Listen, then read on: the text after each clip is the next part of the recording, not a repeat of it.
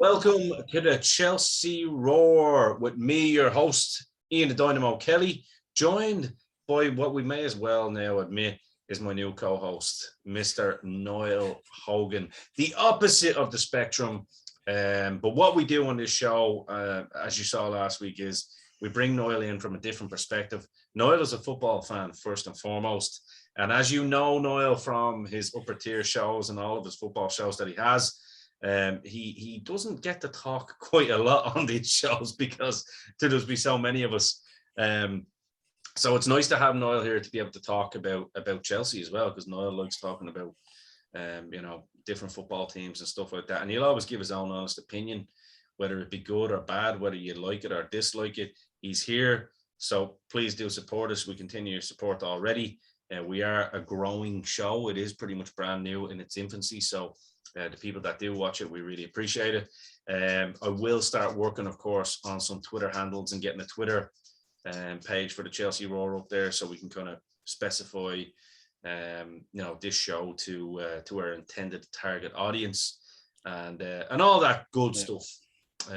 Niall, get your TikTok going as well. I posted the TikTok last week, and I have a lot of Chelsea boys starting to follow me now on TikTok, which is really, really, really weird. Like, you know what I mean? Which is cool, yeah. Which is cool because you're here for the long term. So it's nice that they do support you. And look, it is all banter as well. So it's great that we do get different supporters following each other.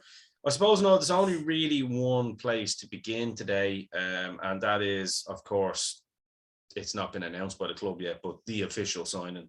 There's a picture of him already in Chelsea gear. Big Romelu Lukaku, one of your favorite players in the world in general, from the periphery. Absolute fantastic sign, super sign. Yeah, on the Monday mashup last night. By the way, anybody that does watch the show, please do be sure to go and follow the Monday mashup and watch it. It's great. It's a bunch of absolute knobheads all getting together, and we just amuse each other and talk football. Absolutely. Some of the Man United fans whose tears are still very, very salty. It's amazing with United fans, isn't it? We had Darren Kaminsky basically, telling us that Lukaku is not a good player and he's not even half the player that Haaland is and all that kind of stuff. And then they come on very, very pessimistic about United not looking great, and then it ended with him basically trying to bet the mortgage on United finishing above Chelsea this year. It's like, okay, I tell you, that's a risky bet. It is a risky bet. Yeah, well, it's a risky bet for both, but I can say, if I was betting, I'd be betting on Chelsea to finish above United this year. Listen, I'm just gonna say it again. Niall, can you remind me, because my memory isn't great. It's not great these days, I have to say. There is one Manchester club that does absolutely despise us at the moment and wants to see the back of us, and that is the blue side. But can you just remind me who is the current champions of Europe? It would be Chelsea Football Club, of course. Exactly. And would you remind me the last time Manchester United won a trophy? I don't know. We're going, but well, when you say a trophy, describe a trophy. Well, you know what? I think if coming above Chelsea this year could be done in a silverware form, they would probably accept that with both hands. No, I tease you. I love you, Darren. I love you, love all the boys. In fairness, it's a little bit of banter. £100 bet on United finishing above Chelsea or Chelsea finishing above United. This is a Chelsea show. We are going to win that. I'm going to win that money for you, and I'm going to invest it back into the show. So there you go. That's what we're going to do. Happy days. That's what we're going to do. The Lukaku signing. I mean, look, for me, I'm absolutely buzzing. I think the whole Chelsea Twitterverse, I think the whole Chelsea fan base is just waiting on this announcement. I think people are probably, by the time this video comes out, it'll obviously have been announced. But obviously today, as we record, the announcement of Lionel Messi going to Barcelona was announced. As we talked last week, I did say to fans that it probably was a pipe dream. We did do some kind of hypothetical scenarios where Chelsea could sign him, but I think we always knew that Lukaku was the realistic signing that Chelsea were going to bring in, and that realistically Messi was only after the dollars, and not necessarily the glory. think that's the difference with Messi and Ronaldo, isn't it? If we talk about it for a minute, I think it's the difference in levels, whether you prefer one player or the other. For me, I'm a Ronaldo guy. I think the proof is in the pudding. He's done it in the Premier League. He's done it in La Liga, and now he's done it in Italy. Whereas one lad wants to go and do it, for ridiculous money in Paris, while he, bit mad, but it is what it is. Yeah, one guy is kind of very likable, and the other guy is just a little snake. Yeah, and I think that's exactly what Messi is, to be honest with you. That's the only way I can sum it up. And I've been a fan of both for years, and I was always a fan of Messi. But in the last 3 years, I mean, what's come out in the wash and the carry on and the talk and it's just, and the numbers and what's required to have a conversation with this guy, even, you know what I mean? It's absolutely sickening, we said it on the mashup last night, those crocodile tears, that lad's driving a 40-foot container full of 500 euro notes packed top to ceiling all the way to Paris. What's he crying about? He bled Barcelona dry, basically bankrupted, and then hit the bricks when it was time to man up. Stop. You know what I mean? He has, and the worst thing about it is Barcelona let him grow to the point where, he's going to really hurt Barcelona now, even from a distance, because of tourism business, stuff like that. And even he's going to devalue La Liga because he's gone over along with Ronaldo. So in terms of broadcasting rights and stuff like that, it's the Messi show. And not only that, tourism in general to Spain is going to be hurt from this move as well.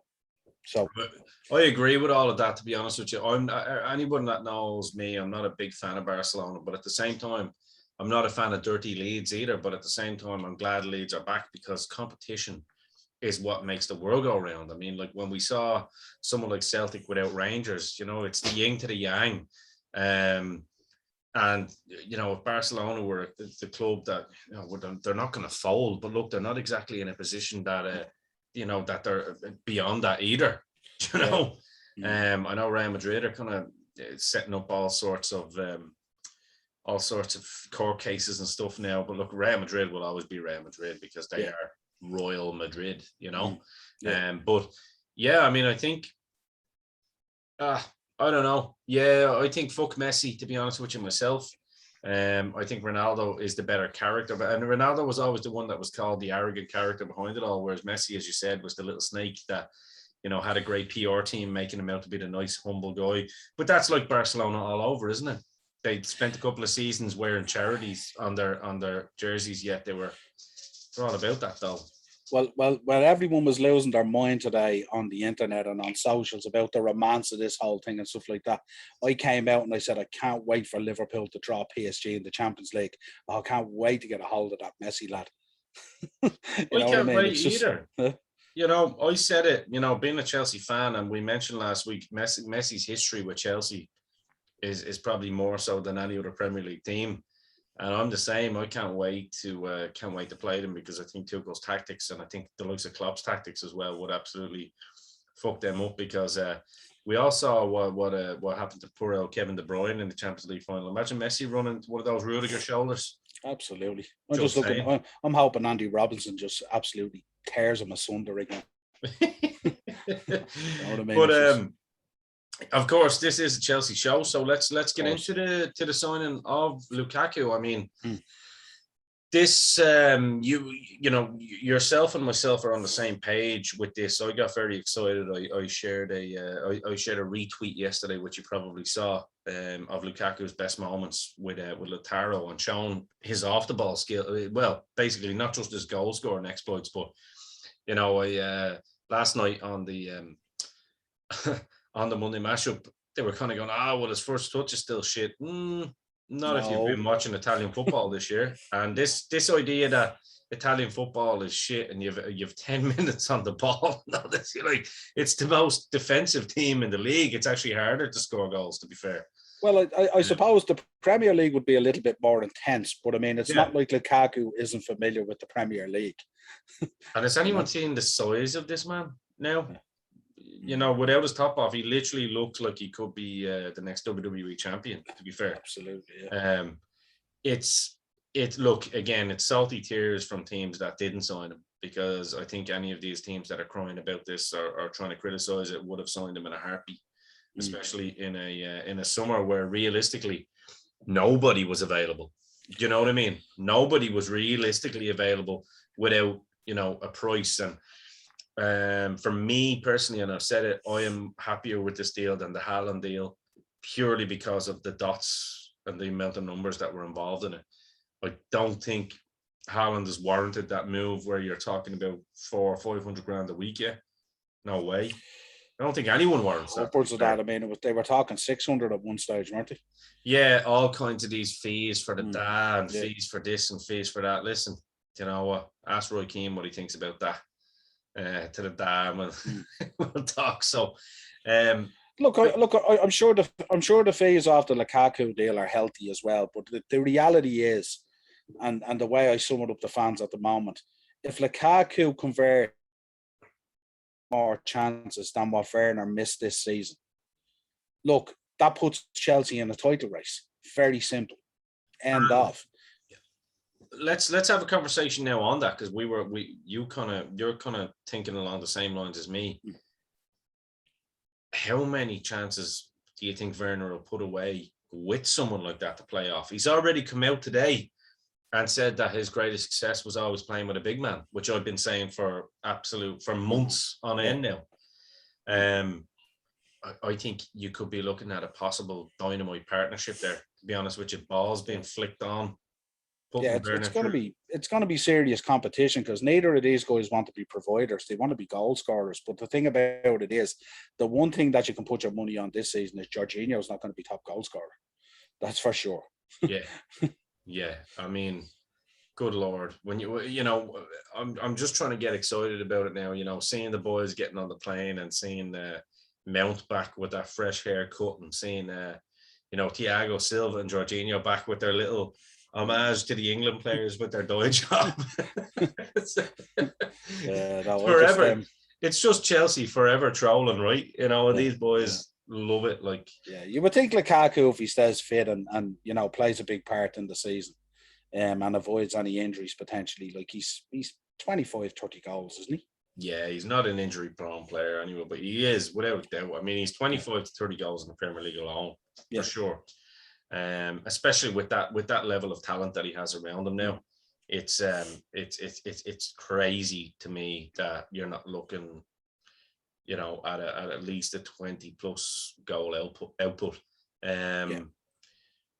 I look at some of the other bits and pieces, because obviously it's not been announced yet. Obviously, once the show comes out, it will have been announced. But the Super Cup, of course, is tomorrow. But before we get into that, we'll have known the result probably by the time this comes out too. But let's although we'll probably get it out beforehand tomorrow. Tammy Abraham looks like a good deal for all parties involved. 40 million euros, 34 million pounds on the way to play with Jose Mourinho. Tammy, someone that I actually really do like. I think as he's a kid, but a player that, if you look at him, he's 6'4", 6'5", needs to start filling out. He looked in preseason like he put a little bit of extra weight on, but definitely needs to put a lot more weight. I think you probably agree with me. Yeah, I think he's one of those players. I think at times he is undervalued, and I think at times he's ill-advised. And that could sum up the career of Tammy Abraham. I think he'll go over to Italy. I think he'll be a success. I mean, you see what happened with Tomori, you see what happened with Lukaku, you see what happened with Smalling. They've all gone over there and become proper footballers. You know what I mean? And I think Tammy will be the same. I think he's a big guy. He's hard to handle. If he can get his finishing down a bit better, which I think isn't a lack of skill, it's a lack of confidence. Because we've seen what he can do in the Championship, and that doesn't undervalue him in any way, because the Championship is a tough fucking league.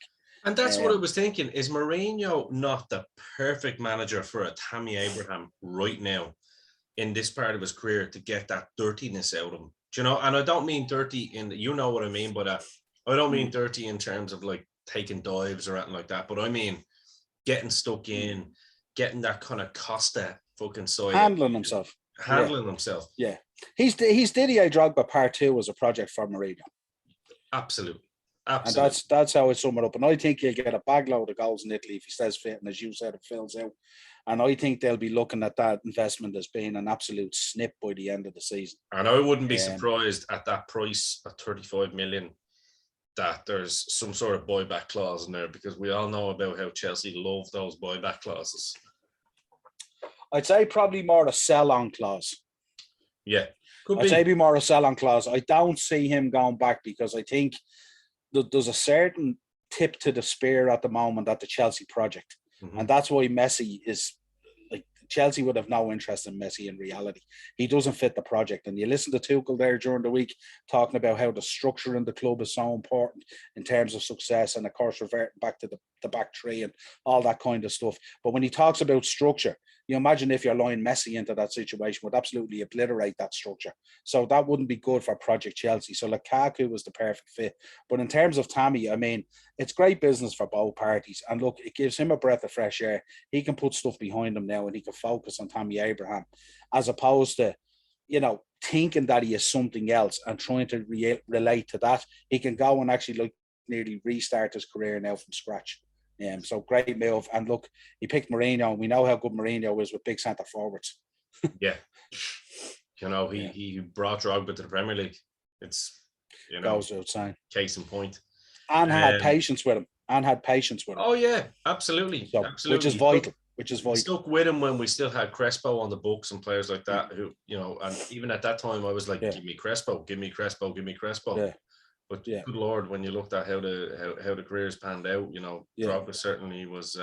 And by the way, since we are doing a Chelsea show, amazing to see Drogba tweeting out to his son, as he calls him, because I mean Lukaku is basically Drogba 2.0, right? Yeah.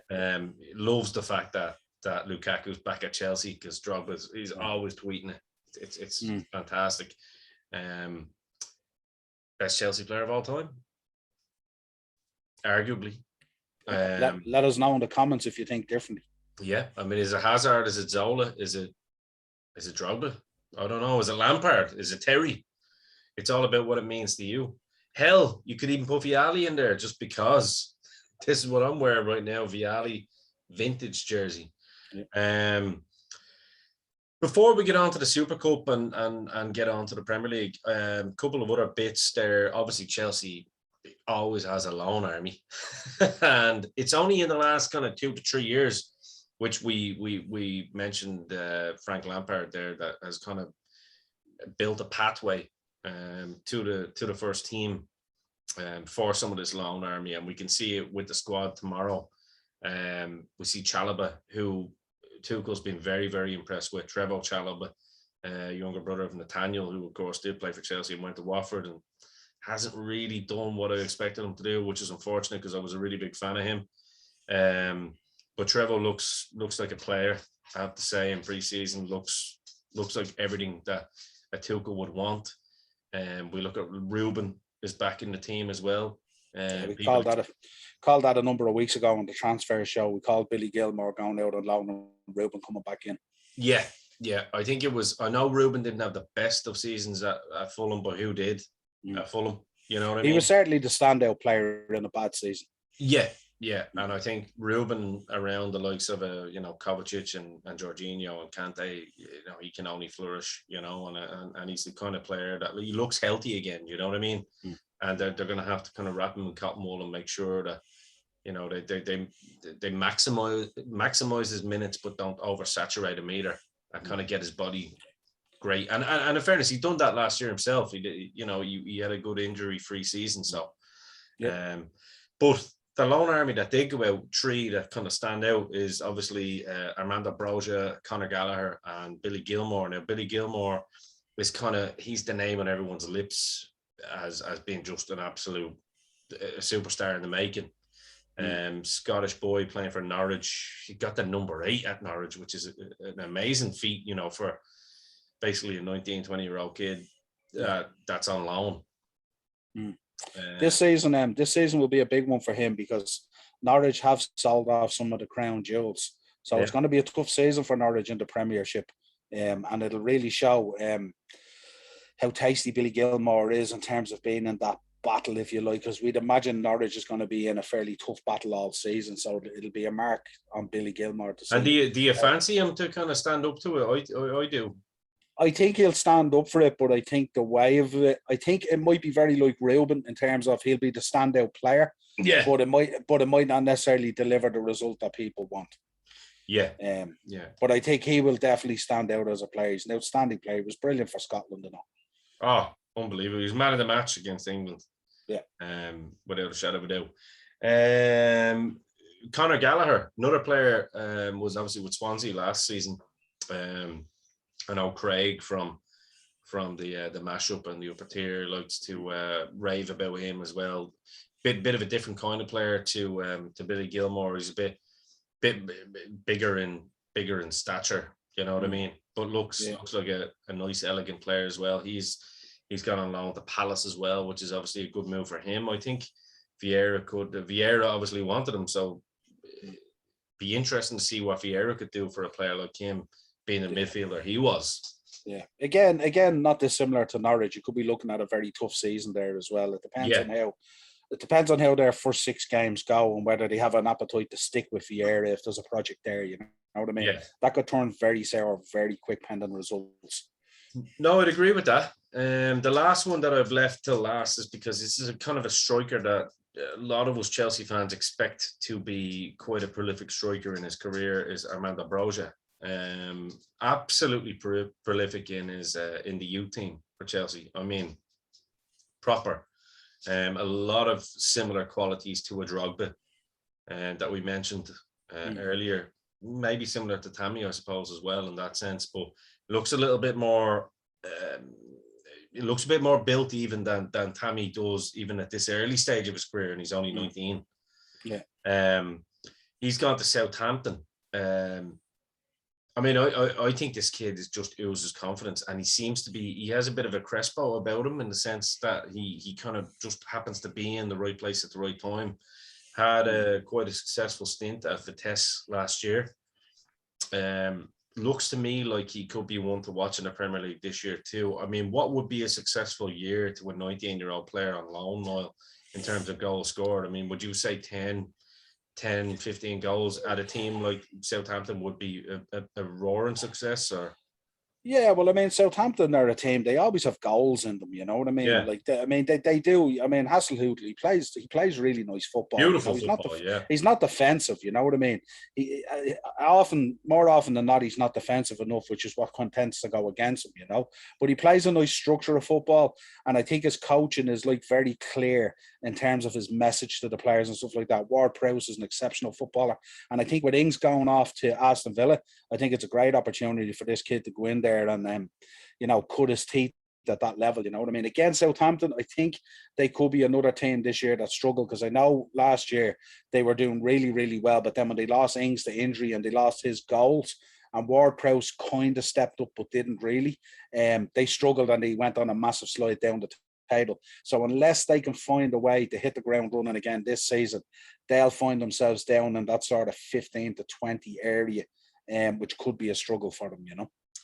But I mean, definitely the right kind of. I think what all these moves make sense is like, rather than putting these players down to the championship level, putting them in the Premier League for that experience is a really great move on Marina's part, and and Czech's part, and the scouting department, because this is what's going to make them.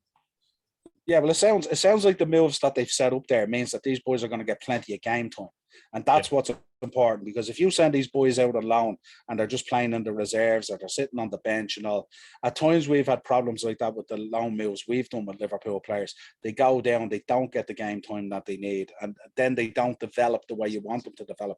Whereas you want these guys playing at least every second game or every other game, you know what I mean? Get that experience. So as I said, with Ings going off, great opportunity. I'm sure Vieira has his ideas at Palace as well, but I'm sure Marina, with the work that this has been put in there, she will have an expectation there on those loan moves that those boys get a certain amount of game time. And that's what's needed. I think Gilmore, will be brilliant coming off the back of that Norwich move.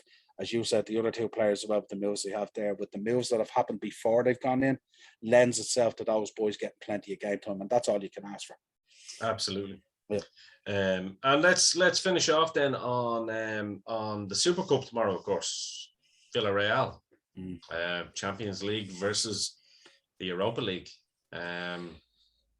in the Emerald Isle itself. Yeah. No less. Such a strange location, isn't it, for a Super Cup?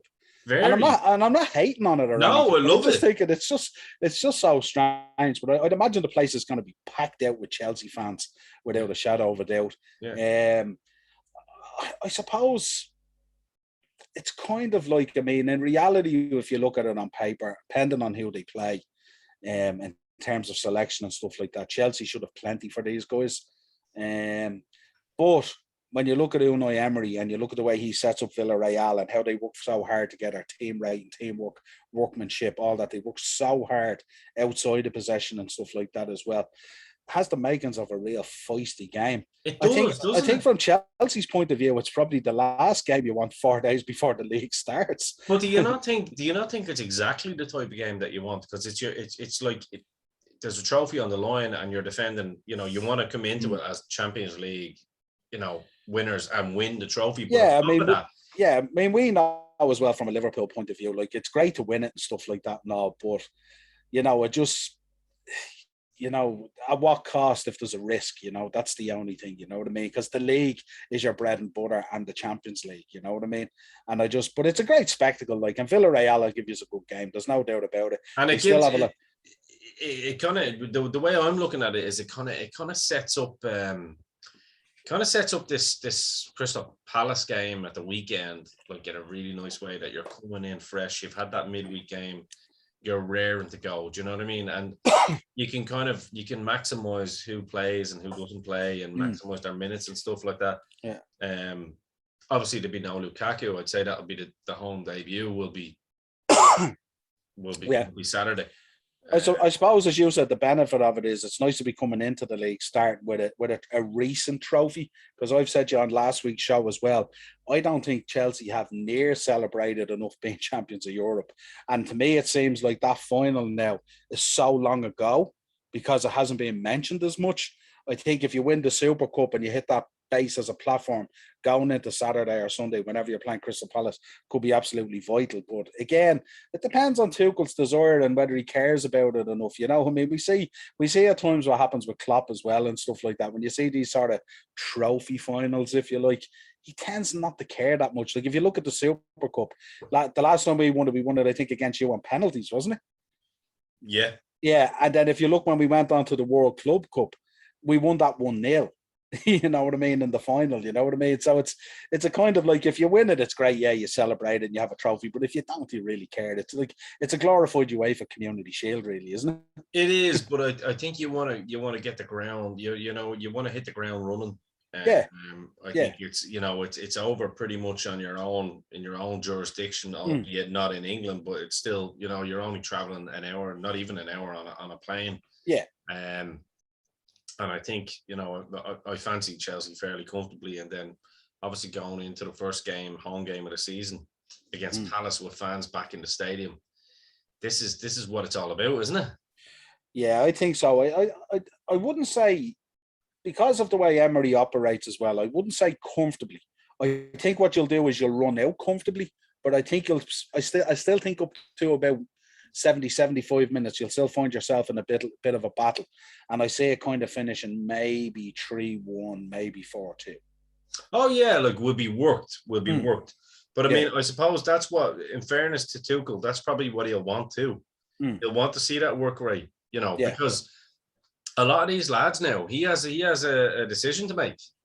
Like a lot of these lads are putting themselves in the picture for starting on Saturday. Yeah, I think, see, with those ideas, in terms of Tuchel, I don't think he has a decision to make in terms of the starting lineup. I think he just has a decision to make when he wants to spring guys from the bench at that quality. I don't think he'll have a problem. I think he'll start with whoever he starts with. Whoever's on the bench knows they're going to get pumped in there eventually.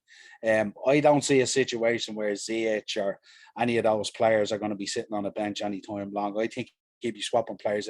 I think you'll see a lot more substitutions from Tuchel this year in terms of accommodating guys and giving them game time, because your quality now is quite consistent. If you look at your bench, like if you're taking off, say, Timo and you're bringing on Ziyech, or you're taking on Havertz and you're bringing on Lukaku or whatever it is, any of those combinations. A lot of it now is like for like. You have a certain quality there now up front, you know. Yeah. Well, look, we're going to leave it at that for this week. Obviously, next week we'll come back with something else. We'll have. You didn't give me your scoreline prediction for tomorrow night. Scoreline prediction. You kind of gave yours with 3-1. Yeah. So that kind of sounds tasty to me. So I'm going to go 3-1 too. Sticking with the 3-1. Yeah, I'm going to stick with the 3-1 because I do think Villarreal have a goal in them. Yeah, I think it'll be 2-1 with about 15 minutes to go, and I think Villarreal will push up to try and get the equaliser, and I think I'll catch them on the break and finish it off 3-1. But I think it'll still be a tight game. And I fancy Timo Werner to score tomorrow, actually. Yeah. Yeah. I think the excitement is coming through Timo now that, you know, he could be playing with someone and he'd be kind of salivating playing with someone like a Lukaku. Yeah. Timo knows now there's a poker waiting for him if he doesn't start putting the ball away, because there is lots and lots of choices now.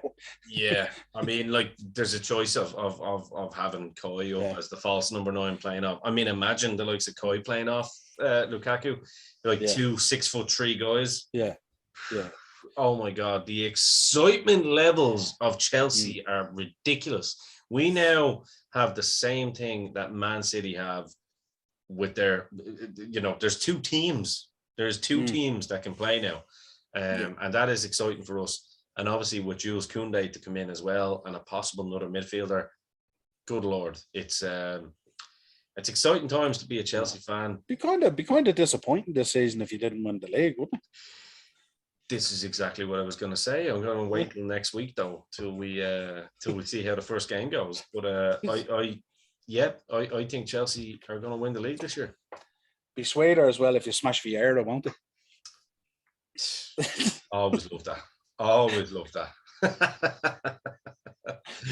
But until next week, this has been the Chelsea show.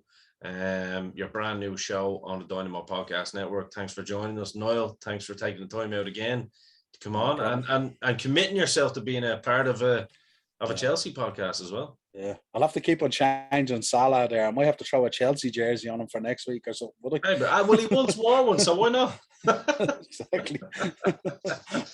Listen, it's been a pleasure, my friend. And until next week, this has been your host, Ian Dynamo Kelly, Niall the Shopkeeper Hogan. Keep tuning in to all our shows on the Dynamo Podcast Network. We appreciate the support, and do like and subscribe.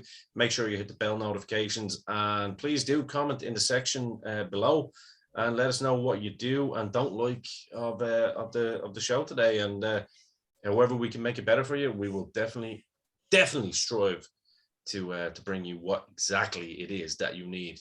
But until next week, always believe.